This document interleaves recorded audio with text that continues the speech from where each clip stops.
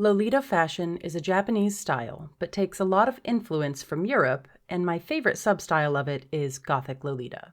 It features a lot of ruffles and lace with dark and moody colors, but overall it still fits within the cute aesthetic that dominates this particular fashion subculture. The name Lolita might make you feel a bit weird if you're familiar with the novel Lolita by Vladimir Nabokov. Though the book Lolita was translated into Japanese, the word Lolita has a very different connotation for this fashion style. A meaning that focuses more on women romanticizing girlhood than men fetishizing it. Lolita the book is the story of a young girl who is victimized by an adult man. It has in the decades since the book's publication been talked about endlessly. It has often been interpreted in pop culture as a story about a young girl who has taken an active part in seducing the adult man, with lines in the book telling the reader how she behaves provocatively and invites his leering gaze being taken pretty literally. But the reader is, of course, meant to understand these as the words of a lying murderer child predator who often refers to himself as a hulking monster. He just has to try and lessen the severity of his crimes with a "she wanted it," a justification used often by sex criminals to position the other party as a willing participant. The reason I bring this up here is that from the outside, Westerners who associate the word Lolita with Nabokov's novel, or its many adaptations, assume that Lolita fashion is some kind of perverse sex thing and treat people who participate in it accordingly. From the moment I saw Gothic Lolita fashion, probably on Gaia Online at some point in my teens, I was in love. It was so cute, but still goth as hell. I would dress my avatar on Gaia in imitations of it because that was my only real option living in rural Illinois without any money or a job. I largely rejected femininity in any form outside of my love for this fashion. That love also eventually led me to the anime that I want to talk about today. It's hard to miss the Gothic Lolita influence on the visuals of Portrait de Petite Cossette. And from the moment I saw this DVD on the shelf at a movie store, I was enraptured. I've been chasing that high ever since, but nothing can really scratch that same itch. This story has been sitting in the back of my mind for about 20 years, waiting for me to figure out why I can't let it go. When I first watched this show, I had fortunately been spared the fate of many teenage girls and hadn't had an adult man recommend the book Lolita to me, whether it be a famous person recommending it in a book list or by someone in their lives. I didn't encounter Lolita till I was well into my 20s, and this show is unfortunately what it made me think of. I hope I've organized my thoughts here well enough that you will see why by the end of this. Cossette is a dark, surreal project that is often characterized in the few archived reviews I was able to find as a dark Gothic love story. In this characterization, I see a mirror of the ways people mischaracterize the novel Lolita. I even saw someone call it Lolicon in a more recent review of it, and that just, I'll get there. Here at the top, I want to say that everything following is my opinion. I'm not claiming that Cossette is meant to be read as an adaptation of Lolita. I am making a case for how it can be read in a similar way and misread in a similar way. The thing with artsy, symbolism-heavy stuff is that they are never just about one thing, and what you pick up on depends heavily on your own personal biases. Watching Cossette is a trippy, sometimes confusing experience that utilizes the unique art form of anime to pack layers of meaning into every single frame. Images are composed with weird angles, and people's faces are often distorted in a distinctly off-putting way. The medium allows for stretching and molding of the human body to convey meaning in ways difficult to replicate outside of animation. There is a pretty simple story here despite all that. It is told non-chronologically, but I will just start at the beginning because I doubt any of you want me to describe word for word every scene as it jumps back and forth to the past. Fair warning, the pronunciation of the main character's name is done very silly in the actual anime. I'm just going to pronounce it the way I think it looks like it should be said. Cossette d'Aubergny was the young daughter of an 18th century French aristocrat, with all the ruffles and lace that time period and heritage might imply. The Italian painter Marcello Orlando paints a series of portraits featuring her and becomes obsessed with his subject. His love for her is so consuming and obsessive that he stops seeing her as a person and only as his perfect work of art. They are engaged, but when she begins to grow up and her image starts to change into the woman she will one day become, he kills her, freezing her in time as his perfect Cossette. We watch Cossette lose her life repeatedly in the 3 episodes of this OVA. Her violent end haunts the narrative the way she is haunting the protagonist Aerie in modern times. Though other parts of the show are gratuitous in their use of blood and violence, the harm done to Cossette is always represented in a more abstract way. The knife pierces her flesh, and all we see is shadows on the wall of her home. The details scrubbed away, leaving only silhouettes and a bright splash of color. I see this as a way to represent all the harm done to Cossette, not just her final moments of terror and agony. It wasn't just the knife that killed her.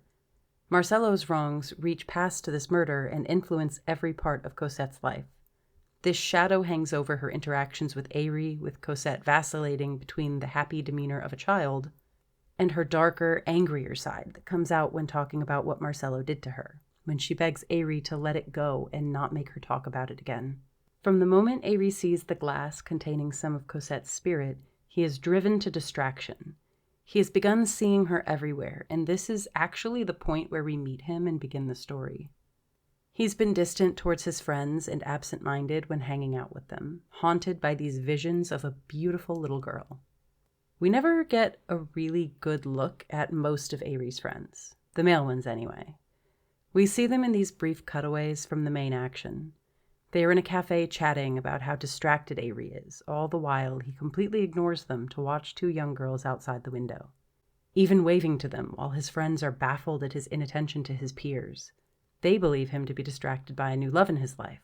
The friend from this group that we actually get to know is Shoko. This story is about many things, one of them being the ways obsession can poison us from the inside.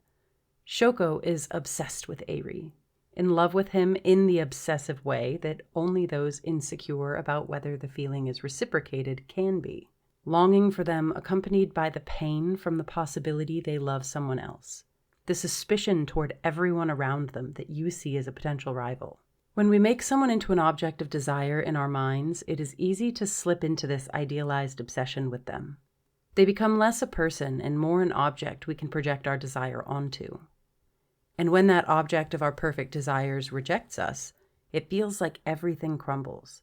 All those projected feelings are turned back on us, and we have to then try and overcome a world in which we were denied access to that perfect object, where we were deemed unworthy. When Shoko is on screen, we see her shift between a normal person and this distorted version of her that will pop out every time she becomes suspicious of the women in Aerie's life. One moment, she's calmly talking with him about an antique sale, and the next, her tone of voice shifts into something menacing, and she demands to know who Aerie is seeing. Or she will cast suspicion onto every woman she sees him interact with, however briefly. That obsession is rooted in her love for Aerie, but it is a toxic and venomous thing. It destroys not only the person with the fixation, but also the relationship to the object of desire. Aerie's perspective is shown to us, the audience, to be completely unreliable. In a visual medium, the creator has to figure out how to convey an unreliable narrator while actually showing what is happening on screen and then letting the viewer decide what they saw. Every shot here is composed with painstaking care. Weird, uncomfortable angles and unsettling close-ups contribute to a sense of unease and unreality. It is never clear how much of the distortion and venomous tones we see around other characters are a product of Aerie's sick mind. Put together, it makes everything feel almost like a dream. Aerie interacts with 3 different Cosettes in this story. There is the very childlike girl who is often conversing with Aerie. She is portrayed accurately as a child, with her small stature and whimsical behavior reminding us how young she truly is. The version of her that slowly goes away as the hurt piles on. She tells Marcello she loves him before he kills her. She begs him to know why he is doing this, why he is hurting her like this. She tells Aerie about her home, her dog, her favorite things. The side of her that believes what she had with Marcello, and now Aerie is love in the way children can grow to associate their abuse with the ones who are supposed to love them. The second, more adultified Cossette comes out to protect this true heart of the child she really is. She is sometimes shown in these individual shots of just her legs, her body. Her face is distorted or obscured while she speaks in an almost monotone voice. and demands he never mention Marcello again before destroying the evidence of her killer's devotion. This part of Cossette is protecting her more innocent side from the pain of what happened to her. She is the part that understands Marcello didn't love her, he wanted to possess her. The third and final Cossette is the idealized, sensual image Marcello had created of her. This object of his desire is a real, living thing in the narrative. She takes over when everything becomes too much for the real Cossette to handle, and she retreats into herself, leaving this artificial version to seduce Aerie. She is the nymphette of Nabokov's novel, the demonic creature bent on his destruction. Something you may not know if you haven't actually sat down and had the emotional roller coaster of experiences that is reading Lolita is that his term nymphette doesn't just describe a girl the protagonist finds attractive. Humbert Humbert, the protagonist, sometimes reveals that on some level he sees these children as demons in human form. There is something fundamentally different about them that distinguishes them from other girls their age. How could anybody blame him for his thoughts and actions when those demonic creatures exist to tempt men like him? This third and final version of Cossette, the one Aerie must defeat to free the real girl, strikes me as very similar to this idea of an nymphette. She is the coy seductress that Marcello imagined in his portraits, the personification of his objectification. Aerie possesses Marcello's soul and so must pay for Marcello's crimes. Cossette's precious objects that witnessed her death draw Aerie into a liminal space where the animators went absolutely ham on the weird symbolic imagery. Aerie is strung on a cross that shifts into a bone altar where the blood is drawn from him.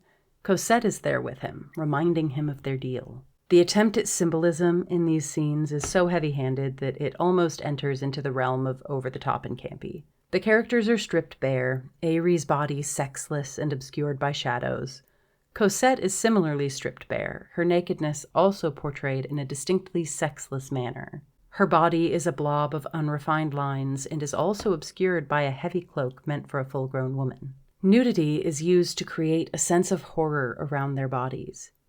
In the dreamscape, Aerie is unclothed, his spirit bare for Cossette and our judgment, but his body is a shadowed Ken doll version of a human body, and in this place, Cosette's treasured objects try to protect her, hiding her body from the prying eyes of those who would further objectify her and deepen her pain, from Aerie and from us, the audience.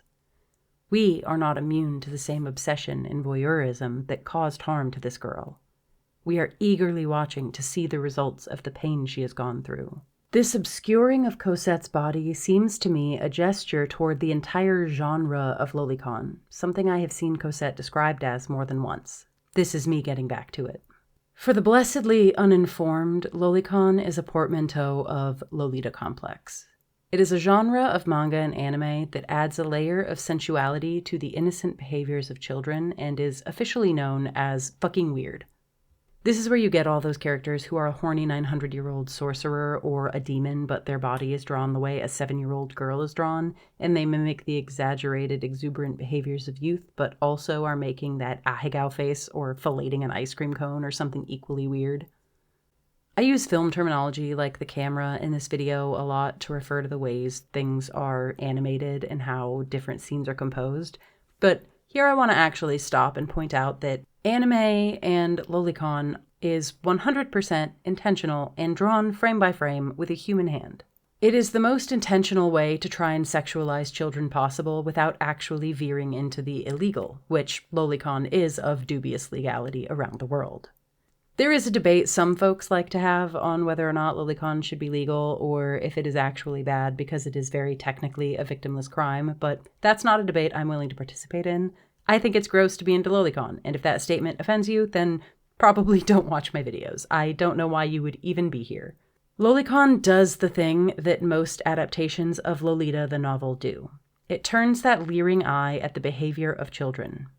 Here in the punishment scenes, Cosette's cloak is showing us, even on this body that is entirely non-sexual, she still needs some barrier between her and the world that would look at her and say that all of this is her fault for being so beautiful. Cossette firmly tells Aerie she never liked being drawn anyway when he begins to draw her like Marcello, his style adapting to that of his soul. He insists she must be lying. She had to have loved being drawn. She's so beautiful. She has to love it, or else why would Marcello or him be so obsessed with doing it? The only time Cossette is drawn in a way that veers into lolicon territory is the final episode. And it isn't Cossette, but the constructed version of her. The version that Marcello saw. A version that is pretty explicitly not real and a product of adult men objectifying her. Aerie recognizes this and defeats her, freeing the soul of the real Cossette from the expectations forced upon her by those who victimized her. Cossette tells Aerie that to love her is to accept the burden of Marcello's crimes. To resolve this curse and free her and himself, he has to accept that people like him have forced her into a role she never wanted or fit into. This understanding of his own role in this tragic story is the only thing that can let them go on. I briefly mentioned Shoko earlier and have not focused much on her role in this story, but one of the final shots of the series is of her. After Cossette is freed, Shoko wakes up from a coma induced during one of the spiritual attacks of Cossette's precious objects. The moment Aerie resolves the curse, Cossette is freed and Shoko awakens. This kind of reframes the narrative for me and makes it seem like the whole time Shoko was our protagonist. She and Cossette are tied together, and Cossette's freedom also frees her, heals her. It wasn't a story about Aerie and this child. It was a story about Shoko and the child within her, the one that has to heal from harm done to her before she can move on into an adult relationship. I have way more thoughts on that aspect of the story, but I will probably save it for a Patreon post because the thoughts are disconnected and not really able to be formed into a coherent video essay. At least not yet, maybe after more thinking time. I appreciate you sticking with me to the end of this very long-awaited video. Life makes it harder and harder for me to sit down and really get into the stuff I like to talk about here. I have a few ideas cooking for more Life is Strange videos, and also now Don't Nod's new game, Lost Records. Have you watched this anime? Do you think you might after this video? If you have any thoughts, I would love to see them in the comments. Every time I open YouTube on my phone and see a notification for a new comment, it reminds me why I keep going at this. I love them and read every one, even if I don't always have it in me to respond. I have a great audience here, and y'all mean a lot to me.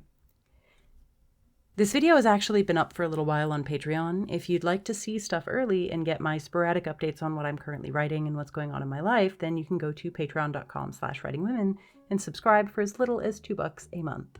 I had surgery on my sinuses recently, and so I'm sorry if my voice sounds a little funky. I waited as long as I could to start recording this, and it's so difficult to even just sit at the computer. I'm like sweating right now, trying to just maintain my upright position and read something aloud at the same time.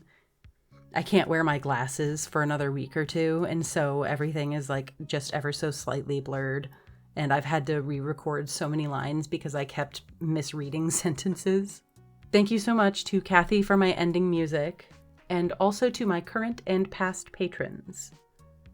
Sam, Raccoon in the Distance, Langolier, Epic Otters, Sean M. Dudley, Sarah B., Arachnolo, Olivia Kenny, Red, Tamra Larimore, Dustin Clemens, Bruce Conrad, and Pinkleisha. Thank you all so much, everyone. Have a great day, and I will see you for the next one.